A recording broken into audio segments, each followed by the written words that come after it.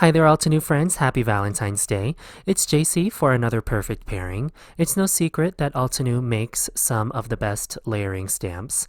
In this tutorial, I'm going to share a few of my well-loved crafty tools to make the most out of your Altenew floral layering stamps.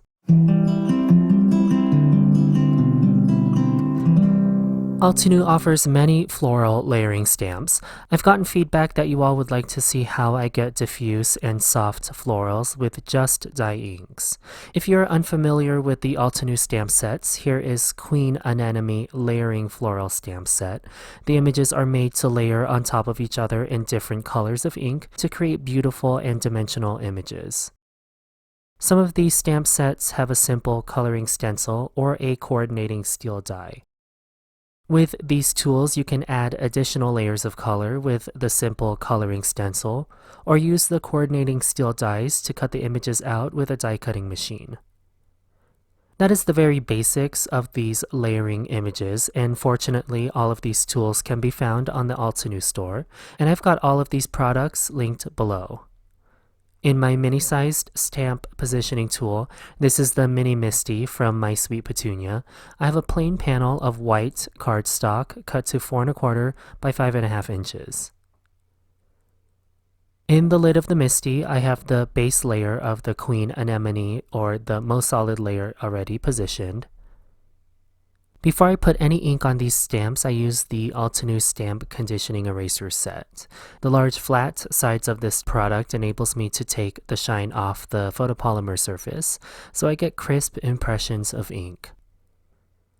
Now that my stamp is conditioned, I'll pick up my first ink color. This is Rouge from the Red Sunset family of crisp dye inks. Just a quick tip on this too, I use a liquid adhesive to glue my paper pieces and cardstock panels. This eraser easily removes stray and unwanted dry adhesive from my cardstock.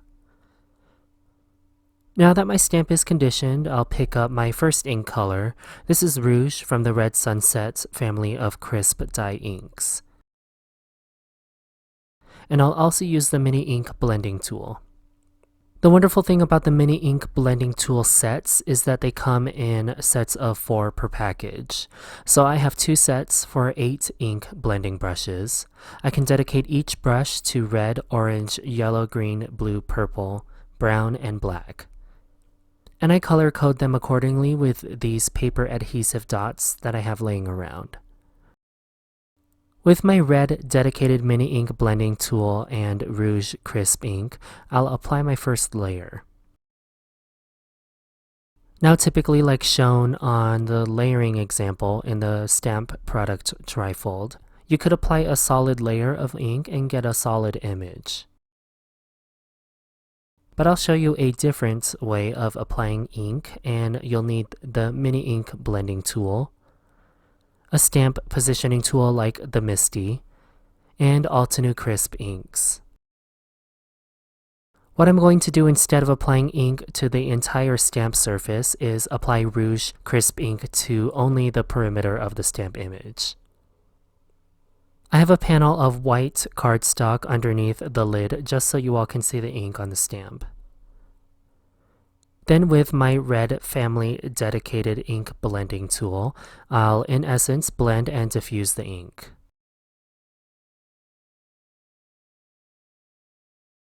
This isn't a very gentle process to diffuse the ink, and I'll do this for much longer than I think I need because I find I get smooth gradients. And if the ink saturation is too little, I can always apply another layer of ink. Once I've gotten a diffused layer of ink, I'll go ahead and swing the MISTI door over and stamp the first layer onto my white cardstock panel. I like this impression, so I'll continue on with Blush Crisp ink. I'll do the same thing as before, but this time I'll concentrate on bringing the diffused ink more toward the center of the flower. Diffusing this ink on the surface of the stamp is harder to see, but that's why I tamp the ink blending tool more than what I think I need to soften the ink.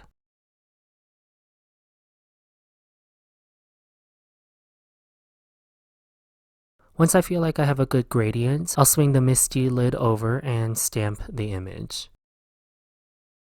I'll move on to the two outline images in Queen Anemone shown here.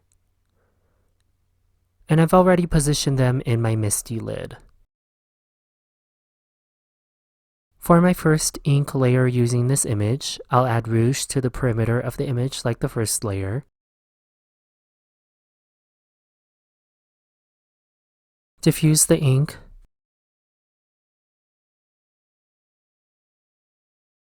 And then stamp the image just as I've done before. However, now I want to add some depth to the center of the flower, like how flowers in nature are usually darker towards the center.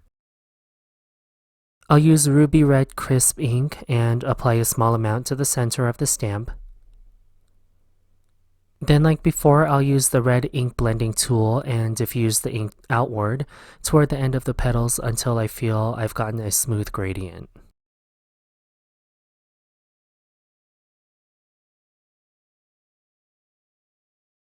Essentially, what we are doing here is painting with the crisp inks, but instead of using watercolor brushes, we are using the stamp as our brush, the ink as our coloring medium, and the ink blending tool like water to move the color around. And as with any coloring project, it is normal to assess and add layers as needed. For example, I want to darken the perimeter of the top flower a little bit more. I'm going to bring back the most solid layer stamp and ink up the perimeter. Blend out the crisp ink, and finally stamp the image. Also, flowers are seldom one color. Sometimes you'll see hints of yellow or purple in the centers of the flower. It's these fine details that help elevate your floral layers. With that being said, I'll add a little bit more depth on the solid image by using purple wine from the Rose Petal family of inks. I'm being deliberate in where I apply this color. In the top flower, I'm only applying ink to the center as normal. However, on the bottom flower, I want to add depth in the center as well, but this petal folds over, making things a little different. So you'll see I'm applying ink to the center of the image, but also at the base of the petal that covers the center of the flower. And that's how I'm painting this image. Then I'll diffuse the ink as normal and stamp the layer. I repeated this with Cosmic Berry, and you'll see I still get areas of white space on my flower, but now there is depth to each petal in the final layered image. That finishes the layering on the petals. For the stamen and pistils, I won't do too much shading. I simply stamped the outline image in jet black. Then the anther layer in jet black. Finally, I'll stamp the filament and pistil in Cosmic Berry. Moving on to the leaves, I'm going to start with the outline layers in Forest Glades. I'm using the outline layer as a guide to help make sure I have space on my panel of white cardstock. Then I'll use the detail layer and partially ink and stamp in Evergreen, just like the flower layers. I have a dedicated green mini ink blending tool. Both of these colors so far have been from the Greenfields family of inks. I want a dark eucalyptus kind of green, so I'm also layering Moon Rock from the Warm Gray family of inks using my black mini ink blending tool. The stamp set does not have a solid layer stamp, which is why it's important to use the coordinating simple coloring stencil. I'm starting with the largest leaf cluster first, and ink blending Evergreen and Lava Rock in layers to help get the deep eucalyptus color I'm looking for.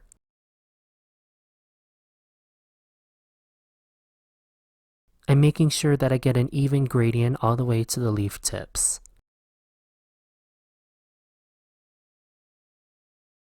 Then I'm going to do the same thing for the other two leaves. In the end, I love the contrast between the dark leaves and bright flowers. I was going with an anemone trend for this bouquet, so I figured build a flower anemone would pair beautifully with the queen anemone flowers.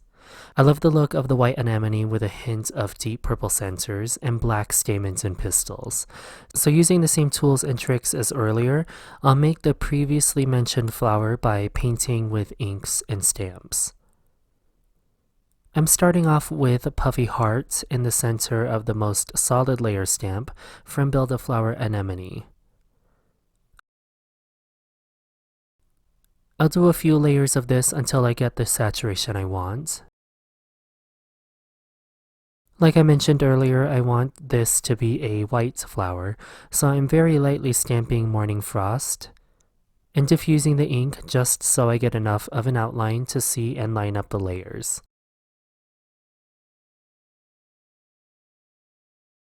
Before removing this stamp, I'm going to ink up and stamp just the stamen part of the image in jet black. I'm being careful not to darken the rest of the outline of the flower image. I'll move on to the detail layer of the anemone.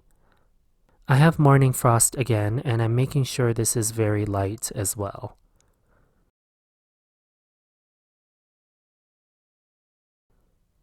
I am barely applying ink toward the center of the image and diffusing the ink out with the mini ink blending tool.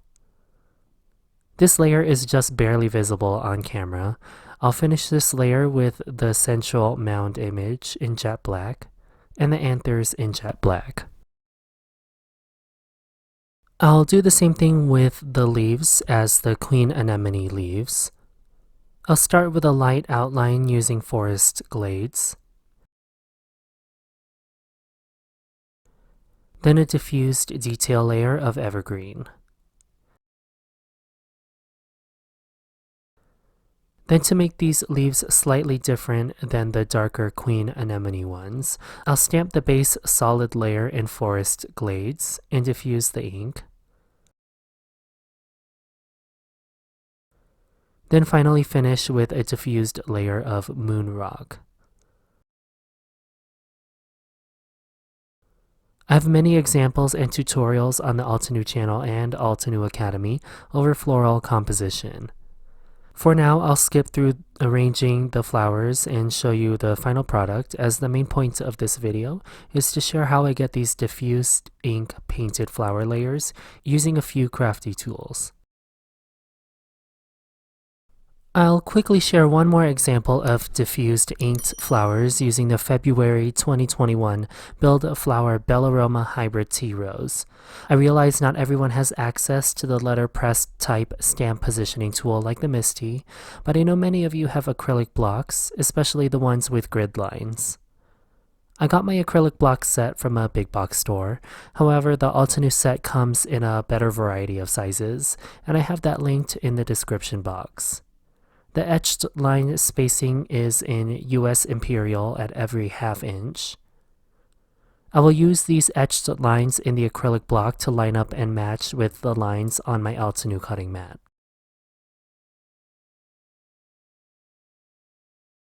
The Altenew cutting mat is the only surface I craft on, and I try my best to keep it pristine for filming.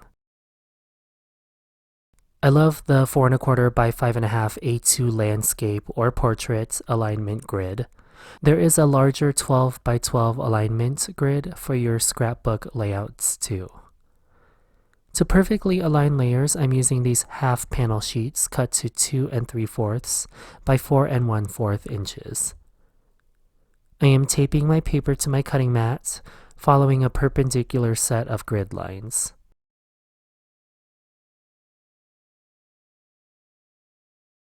I'll lay down my stamp onto my paper, and then use the grid lines on the acrylic block to match up to my cutting mat.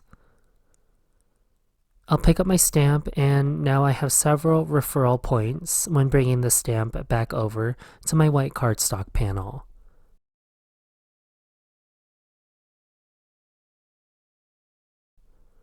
I'm simply aligning the grid of the acrylic block to the grid of the cutting mat so that I stamp in the same position that I had first picked up my stamp.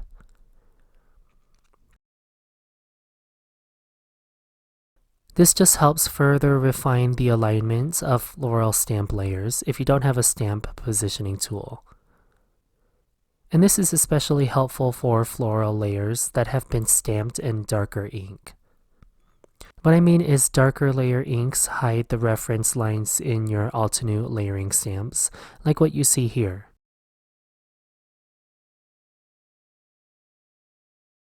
So having another reference point like grid lines helps get perfectly aligned layers. Here is another example with the leaves in Bellaroma Hybrid Tea Rose. The dark blue leaf detail layer is difficult to look through in the acrylic block. So having the acrylic block etched lines match with the Altenew cutting matte grid lines helps create another reference point when picking up and stamping images. This technique is also helpful with images that don't have many reference points like shown on your Altenew packaging trifold. This is Altenew's Airbrushed flowers. I thought these floral images paired perfectly with Bellaroma Hybrid Tea Rose flowers. Some of the detail layer stamps are challenging to keep perfectly aligned without a secondary reference grid like the acrylic block and cutting mat if you don't have a stamp positioning tool. If you're trying to keep light flowers like these bright yellow ones, it may be difficult to keep your layers perfect just by looking through the stamp.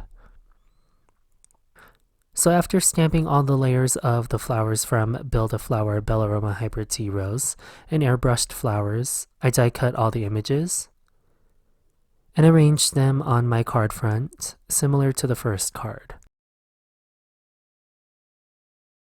And that finishes my 2 examples and my secrets to perfectly blended and layered florals. I love to paint these flowers with Altenew's collection of crisp inks, stamps, and blending brushes. All of the Altenew materials I used on both of these cards can be found in the description box. Make sure you tune into my Perfect Pairing series every 2nd and 4th Sunday of every month. Don't forget to subscribe so you don't miss that next video. Thank you so much for watching this Perfect Pairings with me, and I'll see you in the next one. Hello there! Did that video just spark your creativity? And do you want more project ideas and inspiration videos too? Well, if you do, please make sure that you subscribe to the Altenew YouTube channel. Also, make sure that you do click that notification bell so you don't miss a video. Thanks so much for watching. Bye bye!